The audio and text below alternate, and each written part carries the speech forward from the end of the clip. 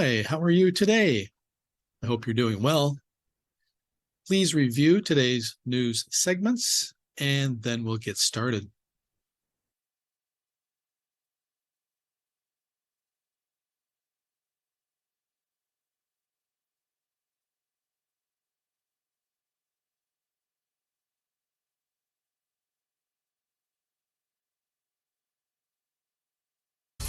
This is VOA News. I'm Diane Roberts. The shooter who killed 3 children and 3 adults at a Christian school in the U.S. city of Nashville, Tennessee, was under a doctor's care for an undisclosed emotional disorder. AP correspondent Julie Walker reports. Nashville police body cam captures the moment they killed Audrey Hale. Chief John Drake says Hale had 2 assault-style weapons and a pistol with more guns found at home. Audrey bought 7 firearms from 5 different local gun stores here legally. 3 9-year-olds and 3 adults were killed by Hale at the Covenant School, which the 28-year-old once attended. She was under care, doctor's care, for an emotional disorder. Law enforcement knew nothing about the treatment she was receiving. Audio courtesy WSMV. Investigators found a manifesto and are looking into motive. I'm Julie Walker. The United Nations Atomic Watchdog's chief arrived Wednesday at Ukraine's Zaporizhzhia power plant in a rare visit to Europe's largest nuclear facility, which is currently held by Moscow's forces, Kyiv said. The Ukrainian nuclear power operator Energoatom announced on social media that Rafael Grossi arrived at the Zaporizhzhia nuclear power plant, his second visit as head of the IAEA since it was occupied by Russians. Ukrainian President Volodymyr Zelensky warned Tuesday that unless his nation wins a drawn-out battle in a key western city, Russia could begin building international support for a deal that could require Ukraine to make unacceptable compromises. The Ukrainian leader spoke to the AP in an exclusive interview aboard a train shuttling him across the country.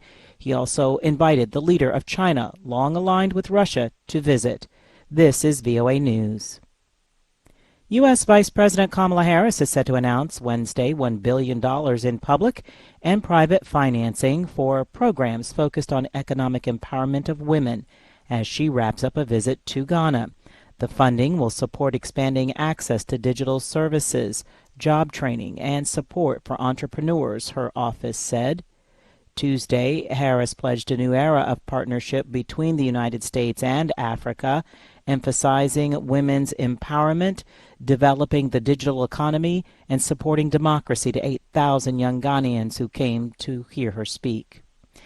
Britain's new king was greeted by the German president at the Brandenburg Gate as he arrived in Berlin Wednesday for his first foreign trip as Britain's monarch. It happened, though, 550 miles northeast of where he had intended to start his trip. Here's the AP's Charles de Ledesma. With the first leg cancelled due to protests over planned pension changes in France, the trip now starts in Berlin. The king is scheduled to give a speech to the Bundestag, Germany's parliament, on Thursday. He will also meet Chancellor Olaf Scholz, talk to Ukrainian refugees, and will meet with British and German military personnel who are working together on joint projects. I'm Charles de Ledesma. En un trágico incendio en Ciudad Juárez, México. Pope Francis on Wednesday encouraged the faithful to pray for the migrants who died in a fire at a detention center in Mexico.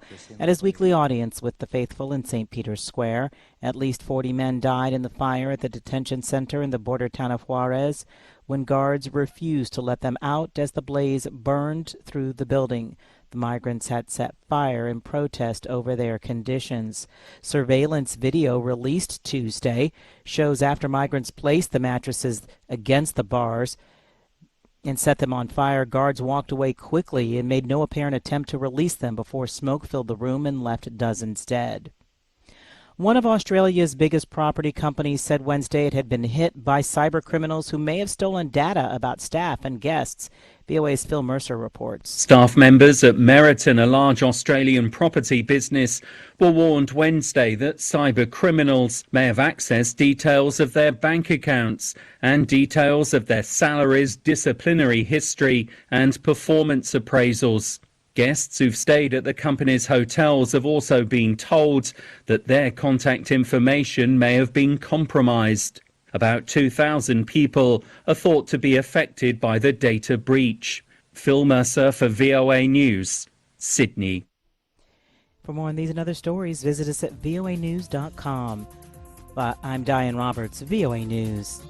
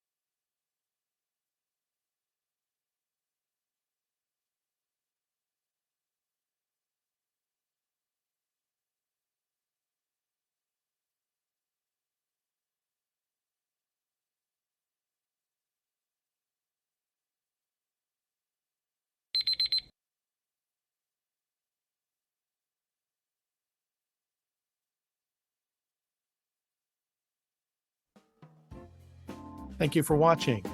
Hope to see you again soon.